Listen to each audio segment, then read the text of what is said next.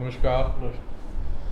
ਅੱਜ ਆਪਾਂ ਗੱਲ ਕਰਾਂਗੇ ਬੇਸਿਕਲੀ ਕੰਟਰੈਕਚਰ, ਜਿਵੇਂ ਕਈ ਵਾਰੀ ਕਿਸੇ ਮਰੀਜ਼ ਦੇ ਬਚਪਨ ਤੋਂ ਜਾਂ ਕਈਆਂ ਦੇ ਹੱਥ ਜਲ ਜਾਂਦਾ, ਕਈਆਂ ਦੇ ਕੋਈ ਚੋਟ ਲੱਗ ਜਾਂਦੀ, ਹੱਥ ਦੀਆਂ ਉਂਗਲੀਆਂ ਇਸ ਤਰ੍ਹਾਂ ਕਰਕੇ ਜੁੜ ਜਾਂਦੀਆਂ। ਕਿਸੇ ਦੇ ਕੋਈ ਜਲ ਗਿਆ, ਉਹਦੀ ਬਾਂਹ ਇੱਦਾਂ ਇਕੱਠੀ ਹੈ, ਇੱਥੇ ਤੱਕ ਇੱਦਾਂ ਇਕੱਠੀ ਸਿੱਧੀ ਨਹੀਂ ਹੁੰਦੀ। ਅਤੇ ਕਈਆਂ ਦੇ ਲੱਤਾਂ ਦੇ ਇਸ ਤਰ੍ਹਾਂ ਹੀ ਅਸਰ ਹੁੰਦਾ, ਕਈਆਂ ਦੀ ਬਾਹਾਂ ਨਹੀਂ ਚੁੱਕ ਹੁੰਦੀਆਂ। ਅਤੇ ਇਹ ਜਿਹੜੀ ਪ੍ਰੋਬਲਮ ਹੈ, ਕਿਉਂਕਿ ਇਹਦਾ ਆਮ ਲੋਕਾਂ ਨੂੰ ਘੱਟ ਪਤਾ ਹੁੰਦਾ, ਉਹ ਵਿਚਾਰਾ ਸਫਰ ਕਰਦਾ ਰਹਿੰਦਾ, ਜਾਂ ਕਿ ਉਂਗਲੀਆਂ ਇਸ ਤਰ੍ਹਾਂ ਤਾਂ ਇੱਦਾਂ ਰਹਿੰਦੀਆਂ, ਸਿੱਧੀਆਂ ਨਹੀਂ ਹੁੰਦੀਆਂ। ਬੇਸ਼ੱਕ ਵਿਚਾਰਾ ਹੱਡੀਆਂ ਵਾਲਿਆਂ ਕੋਲ, ਡਾਕਟਰ ਸਾਹਿਬ ਕੋਲ, ਜਾਂ ਮਤਲਬ ਕਿ ਜਨਰਲ ਸਰਜਨ ਕੋਲ, ਜਾਂ ਆਮ ਮੈਡੀਕਲ ਪ੍ਰੈਕਟੀਸ਼ਨਰ ਜਿਵੇਂ ਹੁੰਦੇ ਉਹਨਾਂ ਕੋਲ ਜਾਂਦਾ ਰਹਿੰਦਾ।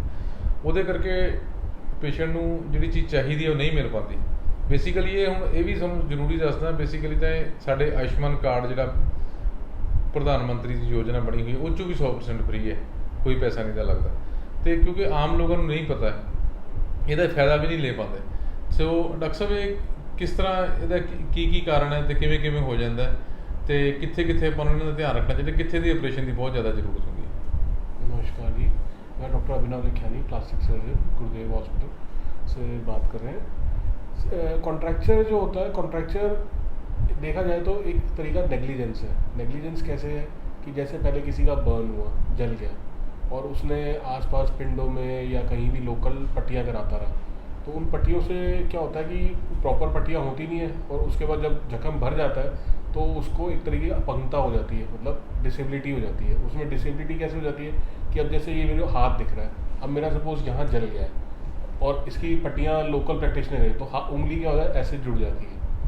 ठीक है, अब कहने को उसका कोई जो अंग है वो कटा हुआ नहीं है, कुछ नहीं है, लेकिन तो भी वो इस हाथ से काम कैसे करेगा जब उसका उंगली इस तरीके से टेढ़ी है।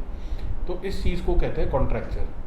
मोस्टली ये जलने के बाद होते हैं, लेकिन कभी कभार जैसे चोट लग गई या कीड़ा काट गया, उसके बाद भी जो जख्म हो जाता है, उसमें ख़राब तरीके से पट्टी हुई, तो उसकी वजह से भी कॉन्ट्रैक्चर बन सकते हैं। अब आती है पहली चीज़ कि इसको रोका कैसे जाए। रोकने का तरीका ये है कि आप किसी अच्छे क्वालिफाइड डॉक्टर से पट्टियाँ कराएं, ताकि वो उसको अच्छी पोजीशन में रख के पट्टी करता रहे। उसके बाद भी अगर सपोज कॉन्ट्रैक्चर बन जाते हैं, तो उसके लिए आप एक प्लास्टिक सर्जन से मिलिए, और उसका वो प्रॉपर सर्जरी से ही इलाज होता है। इसका कोई दवाई, मालिश, तेलों से इलाज नहीं होता।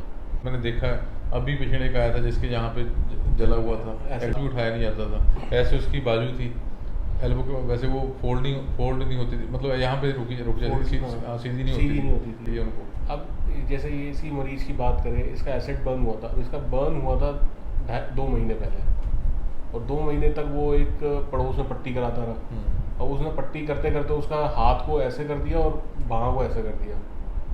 ठीक है, बाँह को चिपका दिया छाती से, और कोहनी को चिपका दिया बाँह से।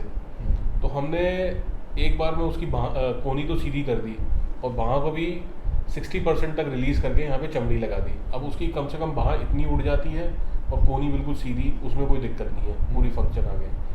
तो अब हमारा उसमें नेक्स्ट प्रोसीजर ये रहेगा कि हम जब उसका एक बार पूरा जख्म फिर से बढ़ जाए, तो हम फिर से उसका काट के उसकी बाँह को पूरा सीधा करेंगे, और पूरा सीधा करके फिर चमड़ी लगा देंगे, और उसके बाद उसको फिर हम कराएंगे कसरत, फिजियोथेरेपी, ताकि दोबारा ना बने। और साथ में उसको स्प्लिंटेज भी देते हैं रात के लिए, तो उससे वो उस चीज़ में मेंटेन रहता है।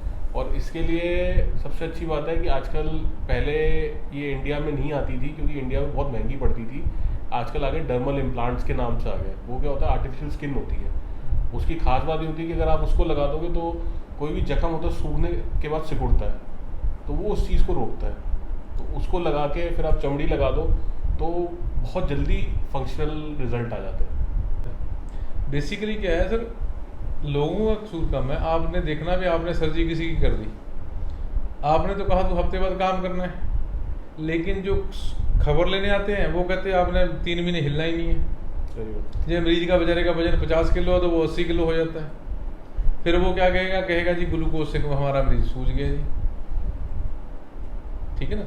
बेसिकली कुछ चीज़ें ऐसी हैं जो लोग बिना वजह से अब अपने आप खुद बीमारी तैयार करते हैं। वो लोग सलाह देते हैं जिनको मतलब मेडिकल फील्ड का पता ही नहीं होता। ठीक है ना। सो इसलिए मेरी तो यही सलाह है सबको, भाई आप ये चीज़ें हमारे पास नहीं, कहीं भी आप प्लास्टिक सर्जन होगा वहाँ पे भी आपका ये जो कंट्रैक्चर है, जो ये जो चमड़ी जुड़ जाती है, वहाँ पे भी फ्री होगा। चाहे आयुष्मान है, चाहे ESI का कार्ड है, वैसे भी बहुत ज़्यादा कॉस्टली नहीं होता, लेकिन इससे आपकी ज़िंदगी सुधर जाएगी। अदरवाइज़ आपके हाथ से 3 उंगलियाँ ऐसे हैं तो ऐसे रही तो आपका हाथ है तो है, पर वो कोई हाथ नहीं है। कह नहीं सर, बिल्कुल वो उससे मतलब एक टाइम पास कर रहे हो। कईयों की जैसे उम्र बढ़ती है 60-70 साल होती है, उनके अपने आप ही कंट्रक्चर बनना शुरू हो जाता है, उनके हाथ ऐसे उंगला इकट्ठी हो जाती है, वो भी 100% ठीक हो जाती है। ड्यूकोट्रॉन कंट्रैक्चर हाँ, कहते हैं, हाँ। वो इस इलाके में थोड़ा ज़्यादा कॉमन है वो, क्योंकि उसका जेनेटिक रीजंस है, लेकिन हाँ उसका भी इलाज हो जाता है। और ख़ासकर क्योंकि वो 60 ईयर्स के बाद ज़्यादा चांसेस होते हैं, 50-60 ईयर्स के बाद बनते हैं, तो उसका भी इलाज कराना चाहिए और उसको ऐसे छोड़ देना चाहिए। भले ही वो हमारे बुजुर्ग हैं, उनकी सेवा करनी होती है, हाँ। लेकिन उनके हाथ भी सीधे रखने होते हैं ताकि वो भी अपने खुद के जोगे बन सके। नमस्कार। बेसिकली जो मैं ज़रूरी बात ये करनी थी, हमारे पास अब भी पेशेंट आ रहे हैं, कोई पीजीआई से आता है, कई बार यूपी का पेशेंट होता है, वो आयुष्मान कार्ड के लिए आता है पीजीआई में बाईपास सर्जरी के लिए, लेकिन वहाँ से जब वहाँ पे 6-6 महीने होते हैं, कई बार वहाँ पे कोई डॉक्टर बोल देता है, जो यहाँ पे भी हमारे पास आ चुका है ऑलरेडी पहले, वो बोल देता आप वहाँ नूरपुर बेदी में आयुष्मान कार्ड चलता है, वहाँ पे बाईपास सर्जरी करा लो। ऐसे ही जैसे हार्ट के पेशेंट होते हैं, हार्ट अटैक के स्टंटिंग होती है, वो भी आयुष्मान कार्ड में हमारे पास फ्री है, वाल्व रिप्लेसमेंट फ्री है, हार्ट की बाईपास सर्जरी फ्री है, प्लास्टिक सर्जरी सारी फ्री है। जैसे प्लास्टिक सर्जरी का कोई भी केस है वो टोटली फ्री है, चाहे वो बर्न केसेज है, चाहे उसको जल गया पेशेंट तो भी हमारे पास टोटली उसका फ्री ट्रीटमेंट है, क्योंकि आयुष्मान जहाँ भी चलता है, जिनके पास ये एम्पलमेंट है वहाँ पे ये इलाज फ्री हो जाता है। दूसरा नंबर, चाहे ईएसआई कार्ड है, वो जो फैक्ट्री में, चाहे वो पंजाब में, चाहे हिमाचल में, चाहे कहीं भी किसी स्टेट का है, उसका भी ये फ्री है। चाहे वो कैंसर की सर्जरी, वो भी आयुष्मान कार्ड में फ्री है। अदर स्टेट की तो बाकी सर्जरियाँ भी सारी फ्री है आयुष्मान कार्ड में। सो कई बारी हमें पता ही नहीं होता भाई कौन सी सर्जरी फ्री है, हम उसका बेनिफिट नहीं ले सकते। कि जैसे गुर्दे की पथरी है, वो पंजाब में, पूरे पंजाब में फ्री है आयुष्मान कार्ड के अंदर। तो बाकी सर्जरियाँ, जैसे बड़ी बड़ी सर्जरियाँ सारी टोटली, चाहे वो प्लास्टिक सर्जरी है, चाहे वो यूरो की सर्जरी है, चाहे वो कैंसर की सर्जरी है, चाहे वो कार्डियोलॉजी की सर्जरी है, चाहे कार्डियोथोरेसिक की सर्जरी है, वो सारी फ्री है आयुष्मान कार्ड में। उसके कोई भी चार्ज नहीं, सिर्फ जो बेसिक इन्वेस्टिगेशन है जो करवानी पड़ती है उसके लिए उनको चार्जेस कुछ देने पड़ते हैं, क्योंकि जब तक वो बेसिक इन्वेस्टिगेशन नहीं करेंगे, हमें अपनी बीमारी का पता नहीं चलेगा। वो तभी हम अप्रूवल भी तभी ले पाते हैं जब हमें वो बेसिक इन्वेस्टिगेशन हो जाती है। उसके बाद टोटली, चाहे पेशेंट को 2 दिन रहना पड़े, चाहे 7 दिन रहना पड़े, टोटली फ्री होता है, उसमें कोई चार्जेस नहीं लगते। 1 पैसा, नट से सिंगल पैसा, उसमें कोई चार्ज नहीं लगते। ये आप ज़रूर इसका फ़ायदा ले सकते हैं, इसमें कोई दो राय नहीं है, कहीं भी आपको जाने की ज़रूरत नहीं पड़ेगी। नमस्कार।